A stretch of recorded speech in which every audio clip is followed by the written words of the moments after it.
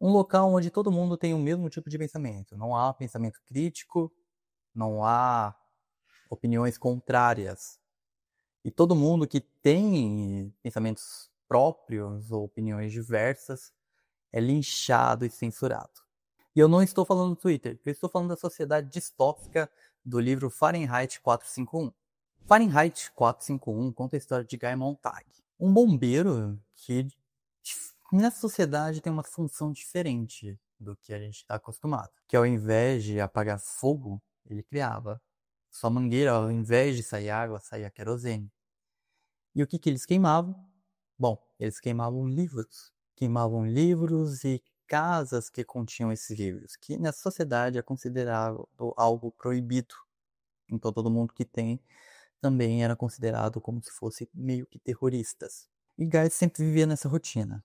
Saía para o trabalho, queimava livros, queimava casas que escondia livros, até um momento, um dia ele voltava para a casa dele com um cheiro de querosene, ele encontra uma menina chamada Clarice. Uma menina muito curiosa que começa a perguntar para ele diversas coisas que ele não pensava antes. E começa a questionar coisas bobas. E isso acaba despertando no Guy, que fica fascinado com ela, né? E acaba despertando uma curiosidade nele. Que daí ele começa a questionar o porquê ele está fazendo as coisas que ele fazia. E não só as coisas que ele fazia, mas na sociedade que ele estava. Uma das primeiras cenas do livro, por exemplo, mostra a cena de suicídio de sua esposa. Ela que tem uma overdose de remédio para dormir, que aí nessa cena a gente já entende que as pessoas têm muita dificuldade para dormir, têm dificuldade de falar o que está sentindo, né? Eles escondem muito sentimento. Então, há esses remédios que ajudam a dormir. E quando ele pede ajuda, e um outro sinal também, que é algo recorrente, essa tentativa de suicídio das pessoas, é que já tem um processo bem naturalizado, né? Tanto que chega às pessoas que sugam fazem a limpeza estomacal dela, dá os remédios e vitaminas necessárias para que ela possa se recuperar, e fazem isso como se fosse nada. Eles estão fazendo esse tratamento e conversando sobre o dia a dia deles, como se fosse mais uma segunda-feira. E um fato curioso é que no dia seguinte ela não se lembra de nada, ou pelo menos finge não se lembrar. E ele até questiona ela, perguntando como que ela está se sentindo, mas logo passa essa vontade dele entender o que está acontecendo. Até que com Clarice ele volta novamente a pensar sobre isso, pensar como é que tá as coisas, como é que funciona isso e por que ela tentou se matar. E mais que isso, ele começa a se questionar então por que ele está queimando os livros e por que esses livros é uma ameaça tão grande para a sociedade e que devem ser queimados e todo mundo que tem esse pensamento crítico, um pensamento diferente, devem ser presas, passar pela reabilitação social. Mais importante, por que as pessoas, mesmo sendo um problema tão grande ter livros, por que as pessoas continuam escondendo esses livros? Tem uma cena que fica muito marcante para ele, que é o estupim para ele fazer o quê? Começar a ir atrás desses materiais, a ir atrás de livros, que é quando uma mulher prefere ser queimada viva, ela preferia ser queimada viva do que viver numa sociedade onde livros eram proibidos. Então esse é o cenário que nós temos. Uma sociedade onde livros são proibidos, pessoas super depressivas e que elas se distraem apenas com o conteúdo das TV. E nesse cenário, né, nessa distopia, a TV tinha um papel muito importante, ela estava muito presente dentro da casa das pessoas. E, e a forma que elas têm de interação com a TV é muito diferente. Na verdade, não é nem tão diferente quanto as mídias que nós temos agora aqui. Mas na época que foi escrito, era algo revolucionário, né? Uma tecnologia que não tinha como pensar antes. No livro, ele conta porque se recebe um script do programa que será passado. E as TVs são telas, projeções enormes que ficam nas paredes da casa. E elas são personalizadas, né? Cada TV fala o nome da pessoa que está assistindo e a pessoa recebe um script dentro da casa dela, onde ela responde, logo ela participa. Tanto que quando você tá lendo, você vai ver diversas vezes a esposa de Guy falando que vai conversar com a família dela. E a família dela nada mais é do que a TV. E ela fica o dia inteiro, o tempo todo, né, na TV.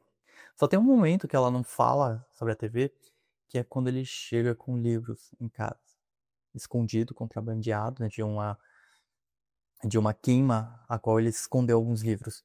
E ele propõe para a esposa, fala assim, vamos ler e encontrar o porquê isso está acontecendo. Dentro do livro a gente vê algumas tecnologias também, né? Eles têm um robô, um cão robô que consegue sentir o cheiro dessa tecnologia, consegue identificar pessoas e eles, dentro da boca deles, tem uma lança que injeta veneno. São várias tecnologias bem distópicas, né? Mas de verdade, dentro do livro, não é tão interessante. O mais interessante é a realidade que eles estão e como tudo acontece. Você fica impressionado com o mundo e como é que a sociedade está se caminhando e caminhou para aquilo. Inclusive um pensamento que fica a decorrer da história é por que tudo aquilo? Como é que chegou naquele ponto? E é explicado pelo chefe do corpo de bombeiros, o Guy. E ele fala, diferente do que a gente poderia imaginar, do que a gente poderia pensar, ele comenta que não foi uma proposta do governo. Não foi o governo que decidiu que deveriam ser queimados livros ou que deveria ser, enfim, se ele deveria ser proibido. Não. Foram as próprias pessoas, a própria sociedade começou a fazer isso. Por quê? Porque isso gerava muito conflitos. Você ter opiniões diferentes com as pessoas, você acabava gerando conflitos. Eu gosto de tal obra, mas a outra pessoa não gosta dessa obra por tais motivos. Logo, elas se tornam inimigas e começam a brigar. Então, livros, não apenas esse de acadêmicos, mas livros de histórias mesmo, acabava criando essas opiniões diferentes. E as pessoas mesmo começaram a se censurar. Até que chegou no momento que decidiram simplesmente acabar com essa ideia de leitura. E aí a gente entende que é muito mais profundo que apenas a leitura, mas a arte em si, ela é censurada. E você só pode ficar com o que a mídia, né, televisiva apresentava para você. Um conteúdo que não é profundo, super supérfluo, que não faz você questionar ou pensar. Inclusive ele comenta sobre isso, que tinha alguns livros que fazia você se questionar sobre você mesmo, que aumentava a depressão, né? Porque se você não está bem com você mesmo, porque você tem conflitos internos com você e você só descobre isso aumentando seu conhecimento de mundo e aumentando sua visão de mundo, então é melhor você reduzir tudo isso. E é impossível você analisar por esses pontos sem pensar um pouquinho na realidade, como é que ela está. Como, por exemplo, a gente viu em 2025, né, a secação da Amazon, o livro mais vendido aqui no país foi Bob Goods, que é um livro que não traz realmente muito conhecimento. Realmente não traz nenhum tipo de conhecimento, não faz você se questionar, não faz você ter uma visão diferente, não faz você nem pensar um pouco. É um livro para colorir. E quem de fato é a culpa? Eu vou falar que a culpa é da editora que faz Bob Goods? Não, não é. Eu vou falar que é culpa dessa grande indústria que continua incentivando o consumismo para que tenhamos necessidade de comprar mais essas coisas, que não faça a gente pensar o porquê nós estamos comprando essas coisas, apenas incentivando que a gente compre essas coisas.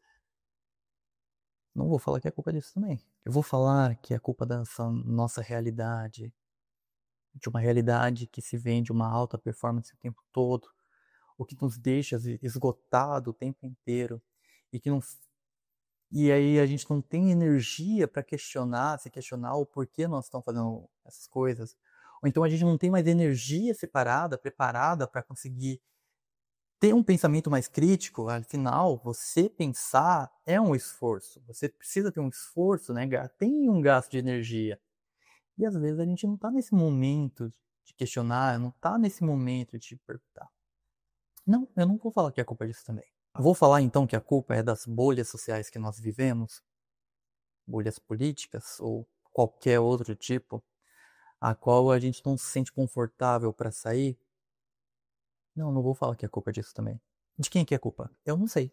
Eu só sei que esse movimento está acontecendo, a gente consegue ver. Estamos cada vez mais autoritários. Não vou falar que como no livro, não foram essas, não foi o governo, não foi grandes indústrias, fomos nós mesmos, de forma individual, censurando uns aos outros. E estamos fazendo isso ainda, continuamos fazendo isso e não vejo a gente mudando isso. Será que vai chegar um momento onde a gente não vai mais querer pensar por medo da represália ou por conta da censura que o meu próximo vai fazer comigo? E a censura que eu irei fazer com o meu próximo, como é que vai fazer? E como é que eu posso exercitar, então, essa empatia de aceitar a opinião do outro sem ter medo de sofrer represália? Eu não sei. São vários pontos que nós temos que analisar, então. E um ponto também que me fez questionar bastante é saber que às vezes é necessária a censura. Então, de certa maneira, eu entendo o que o livro quer dizer, mas entendo quão arriscado e preocupante a gente também deixar totalmente livre qualquer tipo de pensamento, principalmente com essa onda de neonazistas surgindo dentro das redes sociais. E a gente entra naquele debate, até onde vai a liberdade de expressão? Até onde é permitida a liberdade de expressão?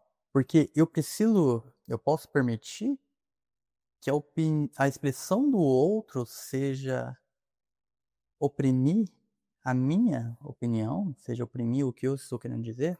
Enfim, com certeza é um debate que eu não tenho a resposta. Essa é a minha opinião. Mas se você tem alguma opinião, se você já leu o livro Fahrenheit 451, deixa aqui no seu comentário. Então, o que você pensou, o que você acha desse livro, o que você acha sobre essa questão de liberdade de expressão e tudo o que aconteceu no livro, toda a história do livro. Vou deixar também o link com o livro, caso você quiser ver, comprar. É um livro que eu super recomendo, um livro muito importante para a gente desenvolver o pensamento crítico. E pode escrever aqui, que eu não vou queimar. Ah, um fato curioso sobre Fahrenheit 451, que essa é a temperatura que começa a queima do livro. Inclusive é por isso que esse é o nome. Então, acho que é isso.